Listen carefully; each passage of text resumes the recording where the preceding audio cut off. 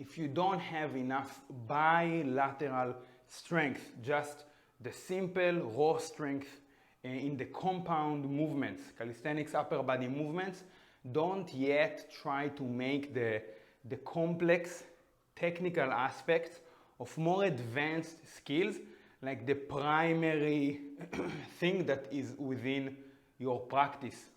And I'm particularly referring to two of the most desirable calisthenic skills. It's the one-arm chin-up and the handstand push-up. And for good reason, they are tremendous display of upper body strength and control. Anyone in the calisthenics community is trying or has tried to get them. So if you are not yet strong and efficient in the raw bilateral basic pattern, so for handstand push-up you have to have enough overhead pressing strength, and for one-arm chin-up you have to have enough bilateral chin-up strength, you will not be able to complete those skills. And it should be fairly obvious that we cannot disregard the amount of strength that is needed to pull the whole body weight with one arm, or to push ourselves upside down on our hands. And for the handstand push-up, for example, so a lot of the regressions for handstand push-ups, and that's the reason that I use barbell press in this video, are unreliable. So pike push-ups and elevated box pike push-ups, depending on the execution of the trainee, they will either have 20% body weight on their hands, or 50%, or 80%. They are inconsistent. You cannot track them, measure them objectively. Therefore, they are not so trainable. Okay? And also in a lot of one-arm chin-up variations, often you transition from one exercise to the other, and rubber band and finger assistance. And although you might, let's say, assist yourself with one less finger, you can apply more assistance, more force, pulling with one finger.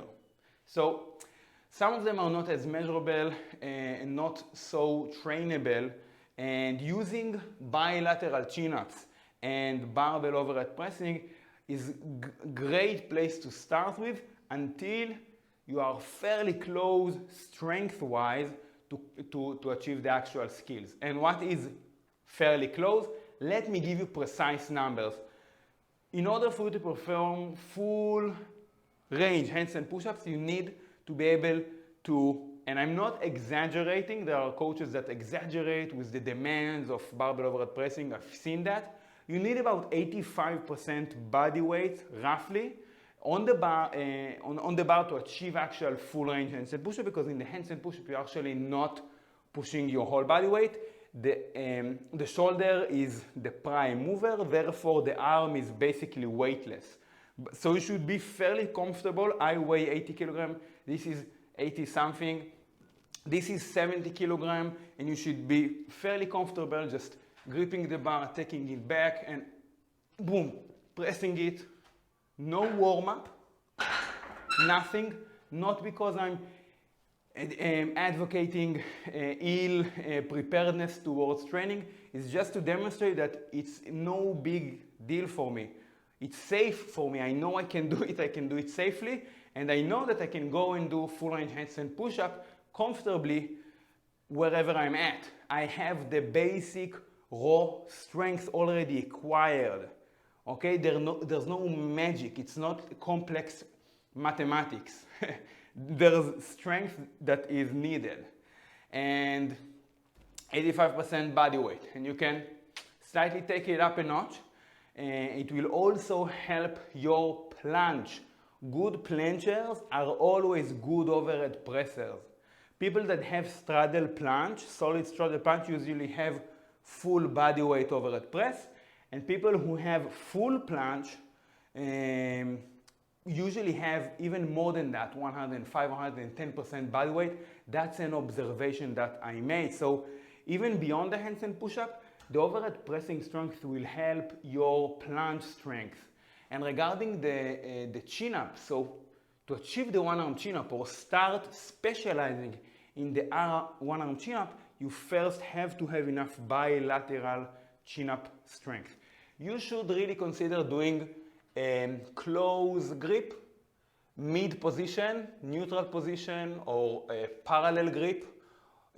All are referring to the same variation because the pulling is more towards the center line, whereas in, let's say, pronated pull-ups, it's more to the sides, it's wide and to the sides, farther from your certain line, where you will actually pull yourself on a one-arm chin-up. And I really think you should have 5 repetitions with 50% body weight. It's fairly safe to say that. It's not too demanding. I remember, I swear to God, the first time I attempted a one-arm chin-up, I was just a classic gym, bodybuilding / strength enthusiast, and I tried a one-arm chin-up. I didn't even know that it was a thing, like doing a one-arm chin-up, because I wasn't in calisthenics, but I already had multiple sets of 5 wide grip pronated pull-ups and also a narrower grip supinated chin-ups, multiple sets of 5 with 50%, it was just slightly more than 50% of my body weight at the time. It was 40 kilograms attached with a deep belt, and I weighed around 78 kilograms at that time. And the first attempt, I didn't have the chin-up, but I got it up to here basically, you know, that sticking point. But from that point, it's not really that surprising that I only needed to clear the gap of skill, which is basically the rotational forces and also the different body positioning in the one-arm chin-up, to just transfer the strength I already had for the one-arm chin-up. And if you don't have access to external load, deep belt, and you may be training outdoors, so doing weighted chin-ups is not a good measurement for you, you can use high rep sets. You should have full range, controlled, no momentum, 1 set of 20 repetitions with the mid-grip parallel bar chin-ups. That's also another measurement that you can use. Any high rep set that you will use, it's not as a reliable testament of 1 RM, 1 repetition max strength, because really the further you get from 1 RM, it's also a demonstration of endurance strength, and you can get very specialized in endurance strength without having a lot of absolute strength. So, but still, if you don't have access to a lot of external load plates and deep belt, you can use high repetition chin-ups. I've seen a lot of people that got one-arm chin-up from extremely strong bilateral endurance sets of 20, 25, 30. We've seen those freaks at the park or on YouTube. It works as well.